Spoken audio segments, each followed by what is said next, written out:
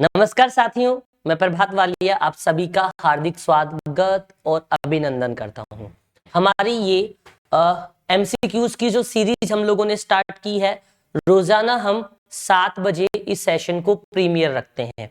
जैसे आपका साथ बढ़ जाएगा, जैसे ही आप लोग परिवार में ज्यादा हो जाएंगे हमारे साथ, तो हम इसको लाइव सेशन भी देने लग जाएंगे। फिलहाल अभी हम बुक के सॉल्यूशन को रिकॉर्ड कर रहे हैं। सर पे कोई एग्जाम हमें नजर नहीं आ रहा है, तो आप लोग अभी इतने तैयार नहीं हो। जैसे ही कोई एग्जाम आएगा जिसमें कंप्यूटर साइंस के क्वेश्चंस पूछे जाएंगे, तो वहां आप हमसे लाइव रूबरू हो जाएंगे। तो ज्यादा बातचीत नहीं कर रहा हूं। किसी भी ऑनलाइन कोर्स जो कंप्यूटर से संबंधित है, उन सभी के लिए आप हमारा एप्लीकेशन डाउनलोड करें। ज्यादा जानकारी के लिए जो नंबर हमने दिए उन पर बात कर ले। कंप्यूटर की मूल संरचना चैप्टर नंबर 1 41 से 50 क्वेश्चन की क्लास नंबर 5 है। हर क्लास में 10-10 क्वेश्चन ले रहा हूं और आपसे बात कर रहा हूं। कोट हमारी टीम ने तैयार की है, जितनी बड़ी कामयाबी उतना ही बड़ा संघर्ष होगा। बिना कीमत चुकाए आप कामयाब नहीं बन सकते। दोस्तों, बिना मेहनत किए कोई इंसान सफल नहीं हो सकता। आपको सोने में मेहनत नहीं करनी है, इतनी मेहनत करनी है कि आपको सोने भी ना दे। तो दोस्तों, खामोशी से नहीं, शोर मचा के बताना है कि हम होंगे कामयाब। और दोस्तों, लगातार इसी सीरीज से जुड़े रहने के लिए आप हमारे चैनल को सब्सक्राइब करें। राजस्थान सीईटी कंप्यूटर का स्पेशल कोर्स 1000 रुपए में एप्लीकेशन में लिंक डिस्क्रिप्शन में दिया हुआ है। सीईटी राजस्थान सेंटर किसी का एग्जाम हो, इसमें कंप्यूटर की बुक है, आप परचेज कर सकते हैं, कोई समस्या वाली बात नहीं। आरएससीआईटी के लिए प्रश्न बैंक हम लोगों ने तैयार कर दिया है, आप इससे पढ़ सकते हैं, कोई दिक्कत की बात नहीं है। चलो, बातचीत तो बात की होती है, लेकिन आज के दिन का पहला प्रश्न आपकी स्क्रीन पर। उम्मीद के मुताबिक आप इस प्रश्न का आंसर देंगे, ऐसा मैं सोच रहा हूं। फटाफट से बताइए क्या आना चाहिए। जो प्रोग्राम हार्डवेयर जितने स्थायी और रोम में संग्रहित होते हैं। दोस्तों, अगर हम बात करें रोम की, किसकी बात कर रहे हैं? रोम की। तो रोम का पूरा नाम क्या होता है, तो आप बता दीजिएगा। रोम को क्या कहते हैं? रीड ओनली मेमोरी कहते हैं। हम रोम में जो प्रोग्राम लिखा होता है उसे केवल रीड कर सकते हैं, क्या नहीं कर सकते हैं? राइट और इरेज नहीं कर सकते हैं। रोम में जितने भी प्रोग्राम लिखे होते हैं उसे हम फर्मवेयर के नाम से जानते हैं। रोम में कौन कौन से प्रोग्राम होते हैं? बायोस होता है, बूटिंग होता है, और साथ ही साथ कौन सा प्रोग्राम होता है? पोस्ट होता है। बायोस हो गया, बूटिंग हो गया, पोस्ट। बायोस का मतलब क्या हुआ? बेसिक। आई का मतलब क्या हुआ? इनपुट। ओ का मतलब क्या हुआ? आउटपुट। और एस का मतलब क्या हुआ? सिस्टम। तो क्या बोलेंगे? Basic, input, output, system. Booting 2 प्रकार की होती है, एक कोल्ड होती है, एक कौन सी होती है? वार्म होती है। पोस्ट का मतलब होता है पावर ऑन सेल्फ टेस्ट। पहले पोस्ट का मतलब सिखाता हूं, फिर आगे बढ़ेंगे। जब भी आप कंप्यूटर चालू करते हो तो जितने भी डिवाइस कंप्यूटर से कनेक्ट होते हैं, उन डिवाइसों के बारे में हमें कंप्यूटर बताता है, चेक करता है कि कौन सा डिवाइस उससे कनेक्ट है और कौन सा नहीं है। उसे हम पोस्ट यानी पावर ऑन सेल्फ टेस्ट के नाम से जानते हैं। ठीक है। कंप्यूटर स्टार्ट करने की प्रोसेस को बूटिंग कहते हैं। 2 प्रकार की बूटिंग होती है। पहली कोल्ड बूट, पहली बार कंप्यूटर को स्टार्ट करना। दूसरी वार्म बूट, कंप्यूटर को रीस्टार्ट करना। क्लियर? चलिए आगे बढ़ जाते हैं। हम देखो क्या डिस्कस कर रहे हैं, क्या बताने की कोशिश कर रहे हैं, वो आप यहां से समझ लो, यहां से देख लो। ठीक है? ठीक, आगे चल रहा हूं, देख रहे हैं, सीख रहे हैं। और बायोस होता है कि कौन से डिवाइस कहां से सिस्टम को बूट करना है, ये बायोस के पास होता है। तो उन सभी प्रोग्राम को हम किस नाम से जानते हैं? फर्मवेयर। सॉफ्टवेयर मतलब कंप्यूटर के फिजिकल पार्ट तो हार्डवेयर होते हैं। उससे उल्टे लॉजिकल पार्ट जिन्हें हम देख सकते हैं लेकिन छू नहीं सकते, वो सॉफ्टवेयर होते हैं, या प्रोग्रामों का समूह सॉफ्टवेयर कहलाता है। और जितने भी कंप्यूटर के फिजिकल पार्ट होते हैं उन्हें हम क्या कहते हैं? हार्डवेयर। 42 डिफरेंस इंजन का आविष्कार किसने किया था? आपको पता है तो फादर ऑफ कंप्यूटर किससे कहा जाता है? चार्ल्स बेबेज को। इन्होंने लगभग 1822 में एक इंजन बनाया था जिसे हम डिफरेंस इंजन कहते हैं।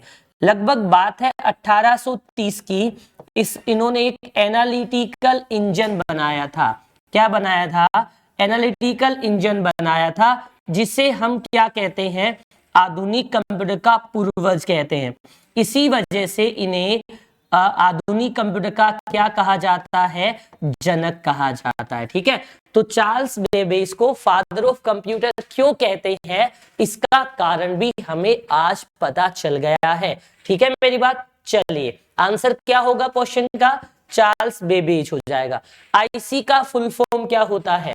वैसे एक बात बताऊं, आईसी का आविष्कार 1958 में करने वाले वैज्ञानिक का नाम था जेएस किल्बी, और इसे ट्रांजिस्टर की जगह पर, किसकी जगह पर बात कर रहा हूं? ट्रांजिस्टर की जगह पर इसका यूज हुआ। कौन सी जनरेशन में? थर्ड। ये कौन सी जनरेशन में था? सेकंड। दोनों बातें यहां से कागज पर लिखते चलो। फिर आपने कहा आईसी का मतलब होता है इंटीग्रेटेड सर्किट। क्या होता है? Integrated circuit. ठीक है, आंसर क्या होगा इसका? 2 नंबर हो जाएगा। आगे बढ़ जाऊं? Yes sir. चलिए सुपर कंप्यूटर के साथ किस प्रकार की प्रोसेसिंग स्पीड मेजरमेंट जुड़ा होता है?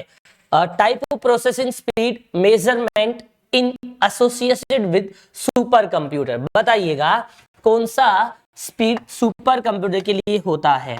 ठीक है, अगर ये तो कोई स्पीड नहीं है, सेकंड पर सेकंड कोई मतलब नहीं है, गीगाहर्ट्ज ये आप कंप्यूटर या प्रोसेसर के लिए यूज करते हो। सुपर कंप्यूटर्स के लिए क्या होता है? फ्लोप्स। फ्लोप्स का मतलब होता है फ्लोटिंग पॉइंट ऑपरेशन। अगला वर्ड है पर सेकंड। फ्लोप्स का मतलब क्या होता है? फ्लोटिंग पॉइंट ऑपरेशन पर सेकंड मतलब फ्लोप होता है। तो आंसर क्या आएगा इसका? 3 आ जाएगा। अगला प्रश्न, चौथी पीढ़ी के कंप्यूटर का मुख्य उपकरण क्या है? The main component of the fourth generation computer is. बताइए कौन सा कंपोनेंट फोर्थ जनरेशन के कंप्यूटर में सबसे ज्यादा? देखो ये आपका फर्स्ट जनरेशन का है, ये अभी बताया था थर्ड का है, ये अभी बताया था सेकंड का है, तो बचा हुआ एक माइक्रो प्रोसेसर फोर्थ जनरेशन का है। इसे हम सीपीयू के नाम से भी जानते हैं। सबसे पहला माइक्रो प्रोसेसर 1970 में कौन सा था? इंटेल 4004 था। आपसे पूछूं दुनिया का सबसे पहला माइक्रो कंप्यूटर कौन सा था, तो आप बता देना कि सर एल्टेयर दुनिया का सबसे पहला कौन सा कंप्यूटर था? माइक्रो कंप्यूटर था। ठीक है मेरी बात, याद रह जाएगी बात। बहुत अच्छा। चलिए कौन से पे चलते हैं? 46 पर। ये सवाल अभी अभी मैंने आपको समझाया था, अगले पल में वही प्रश्न आ जाना, मतलब एग्जाम में वो चीज आना जो हम पढ़ रहे हैं। क्या कह रहा है? प्रथम माइक्रो प्रोसेसर था, कौन सा था? इंटेल 4004। ये 4 बिट का माइक्रो प्रोसेसर था। 1971 में कौन सी कंपनी ने बनाया था? इंटेल। जिस कंप्यूटर में लगाया गया था उसे एल्टेयर के नाम से जानते हैं। इतनी सारी बातें एक क्वेश्चन के बारे में केवल कहां सीखने को मिलती है? एकलव्य कंप्यूटर्स पर, प्रभात वालिया के साथ। ठीक है, चलिए आगे बढ़ रहे हैं। 46 के बाद 47, निम्न में से कौन सी युक्ति प्रथम से द्वितीय जनरेशन कंप्यूटर में परिवर्तन करने के लिए उत्तरदायी है? बताओ। अब इसकी भाषा अलग है भाई, ये डायरेक्ट ही पूछ लेता कि बताओ सेकंड जनरेशन में क्या काम आया था, लेकिन प्रश्न देखो, which of the flowing device is responsible for the change from first to second generation computers? Vacuum tube तो फर्स्ट में था, ये LSI ये फोर्थ में जाकर आया था, चिप थर्ड में आ गई थी, ये सेकंड में। तो उत्तरदायी कौन सा? ट्रांजिस्टर था। सेकंड जनरेशन में किसका यूज किया गया, ऊपर लगे भाई साहब, इसी का यूज किया गया था। ठीक है, 47 के बाद हम कहां बढ़ते हैं, 48। मेन फ्रेम कंप्यूटर का प्रकार नहीं है। देखो अगर मैं बात करूं फुजाटसु, हिटाची, ये दोनों जापान के हैं, ये आपके मेन फ्रेम कंप्यूटर है। परम कोई मेन फ्रेम कंप्यूटर नहीं है, परम एक सुपर कंप्यूटर की सीरीज है। यानी परम एक प्रकार का कौन सा कंप्यूटर है भाई, सुपर कंप्यूटर है। इसके बाद आगे बढ़ते हैं 49, बैक चलते हैं भाई। कौन सा मिनी कंप्यूटर का उदाहरण है, देखो जितने भी कंप्यूटर के नाम मुझे दिख रहे हैं, K202, टेक्सास और SDS, ये सभी के सभी आपके किसके उदाहरण हैं, सुपर माफ कीजिएगा, मेन फ्रेम कंप्यूटर के उदाहरण हो गए थे, ये मिनी कंप्यूटर के उदाहरण है। ठीक है, कौन से कंप्यूटर के उदाहरण है, मिनी कंप्यूटर के उदाहरण है। आंसर क्या आएगा, 4 नंबर। लास्ट आज के सेशन का, फिर अगले सेशन में और अच्छी बात करेंगे। भारत में पहला साइबर ग्रामीण केंद्र किस राज्य में स्टार्ट किया गया है, भारत का सिलिकॉन वैली बेंगलुरु को कहा जाता है, और बेंगलुरु में ही भारत के आईटी हब विकसित है।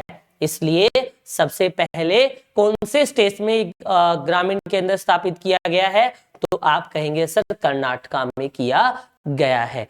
आज के सेशन में दोस्तों इतना ही। अगले सेशन में 51 से लेकर 60 तक के क्वेश्चनों के साथ फिर हाजिर होऊंगा। रोजाना शाम को 7 बजे इन वीडियो का हम प्रीमियर डाल रहे हैं। जैसे आपका प्यार और स्नेह बढ़ जाएगा, फिर हम लाइव क्लासेस भी आप लोगों के साथ डिस्कस करने की कोशिश करेंगे। Thank you.